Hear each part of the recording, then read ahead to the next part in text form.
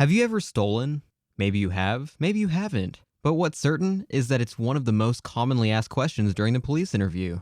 You need to know how to answer this question without damaging your chances. Today, I'm going to teach you the best way to answer the question, what you must include, and why. Okay, so let's get started. Here are the top 5 things you must include in your answer. First, admit to times when you have stolen. Most acts of minor theft take place during teenage years, so it's always wise to say, like most young people, in your answer. What matters is that you are honest.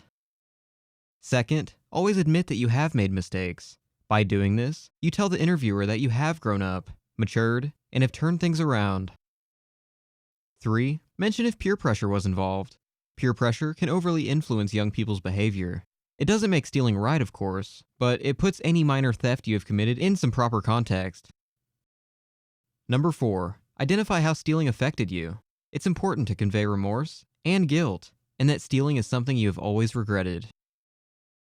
5. State how no theft has happened since. Again, this shows that you have matured and moved on from that period in your past. If you include all 5 of these tips in your answer, you will ace the question on exam day.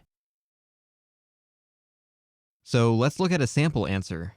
The interviewer asks you, "Have you ever stolen?" Your answer: "To be honest, yes I have. It happened many years ago, perhaps in my mid-teens. There's no excuse, of course, but unfortunately, it's something that most people have been involved with. So yes, my friends and I went to the local mall, and when we visited one of the clothes stores, I tried on a few t-shirts. There was one I liked, and instead of paying for it, I just walked out of the store. I felt bad after it, and in some sense, I think being a part of a group of friends pushed me into behaving in ways I wasn't comfortable with.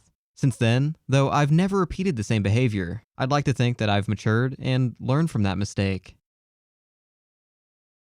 What matters is that you're honest, that you admit past failures, and that you've learned from these failures. That's what the interviewer is looking for. If you try to lie and cover up any past minor theft, it only raises red flags. It may give the interviewer the impression that if you're willing to lie about small acts of minor theft, what else are you willing to lie about? And ultimately, that is the impression you must always avoid.